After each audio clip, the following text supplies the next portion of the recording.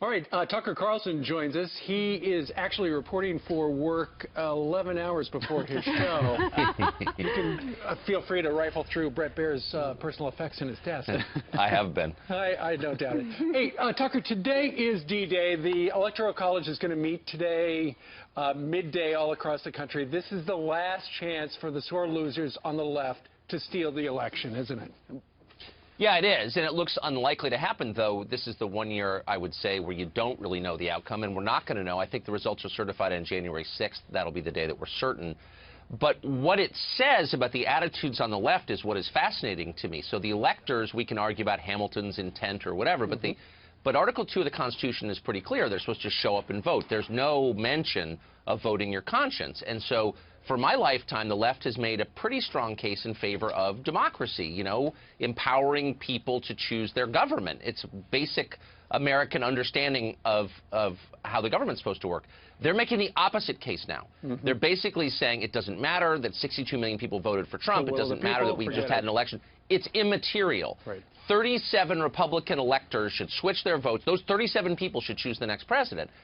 They don't believe in democracy. And I would say it's not just the left either. You saw the Republicans acting in a pretty similar way after Trump got the nomination. We're going to take it from him at the convention. It's a crisis when the people running your democracy don't believe in democracy, and it makes your country unstable. Tucker, how much of this, though, is about democracy, and how much of it is about a concerted effort to discredit out the gates, delegitimize Donald Trump? Well, I mean, it's whatever it takes. I mean, of course.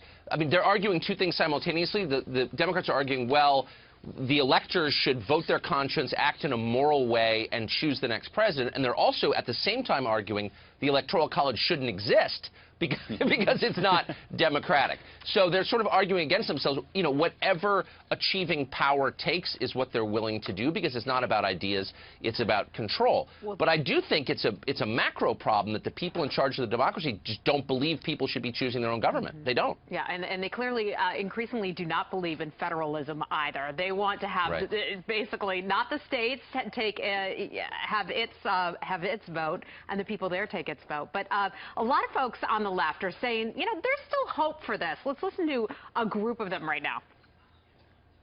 Anti-Trump protesters are still hoping for one last chance to stop him. It seems that people are still holding out hope that the Electoral College, when they vote tomorrow, will somehow miraculously decide that Hillary Clinton is the winner. When the Founding Fathers created the Electoral College, they put it in place as a fail-safe against a demagogue like Donald Trump.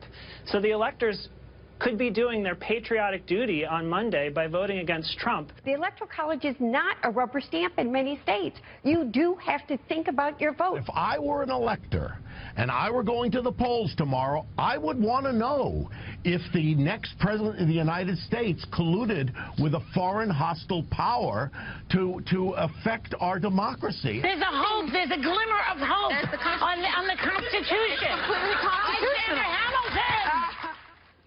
There's a glimmer, Tucker. Well, I mean, what would happen if the electors took it away from Donald Trump? If the message coming out of January 6th, the certification day, was, we don't care about you, your votes, the American public. This whole system was a sham. It really is an oligarchy. A small number of influential people run everything. Be quiet and obey. You would have massive unrest, not because Trump voters are violent or crazy, but because the entire population of the United States would know they have no role in running their government. I mean, the only reason this is a stable country is because democracy is the pressure relief valve. People feel like, I'm not going to burn it down, I'll just vote. If they think voting doesn't work, things fall apart. This is crazy behavior, actually. It is crazy. And, you know, we've told stories on this program and on your program as well about how these electors are being threatened. They're receiving tens of thousands of email, actual snail mail, death threats. There's a very prominent attorney down in Washington, D.C., who you know and we all know. She wondered, why haven't these people reported it to the FBI? Because death threats about voting are a direct attempt to influence an election. The Department of Justice should have already initiated an inquiry into what's happening. They would if it was Black Lives Matter or the Sierra Club or Greenpeace. You know, Donald Trump, he's probably watching right now. He should call for a Department of Investigation into this intimidation, which is civil rights oriented. Well, of course. If this doesn't fall under the purview of the of the Voting Rights Act, nothing does. And as of last week, not only were these electors, whose lives have been threatened, not being investigated by DOJ, neither were any of the Trump voters who were harassed or physically attacked, including that guy in Chicago caught on tape, was beaten by a mob for voting for Trump. Right. There have been no federal investigation into that. Again, this is important because it suggests that we're not all equal under the law. That is the other promise of America. We run our government and we're all the same before the law. Justice is blind. And clearly that's not true. Tucker, very few people think that they'll be able to flip the 37 votes that would need to be flipped. Right. So other than discrediting Donald Trump, what is the end game here? Is it to get rid of the Electoral College? Because Bernie Sanders, a lot of those folks on the left have been advocating for that for a while.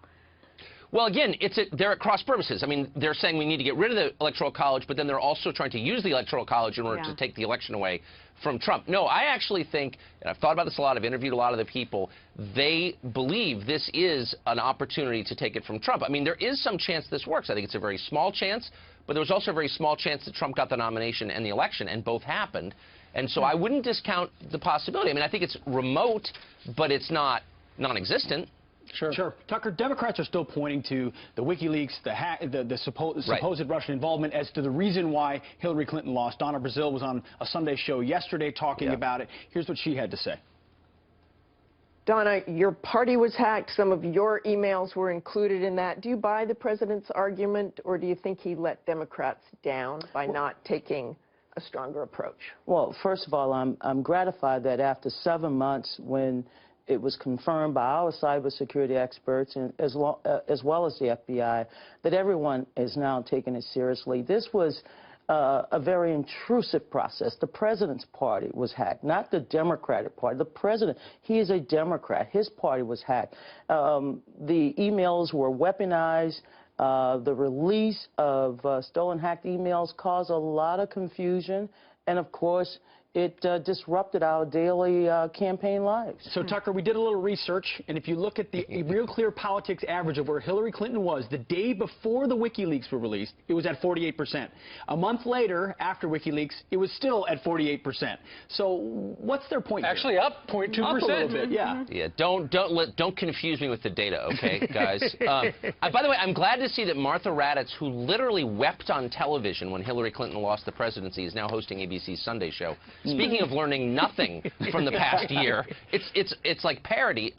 Look, there are a lot of reasons that Hillary Clinton lost and Donald Trump won, and it might be useful for the Democratic Party to think those through. Instead, they're blaming leaks without any specifics at all. I've asked, I'm sure you all have too, have asked every person making this allegation, okay, tell me specifically the leaked email or the fake news or the Russian interference that you think moved votes, and show me some. I mean, this stuff was polled every single day for a year, so we have a lot of data. They can't.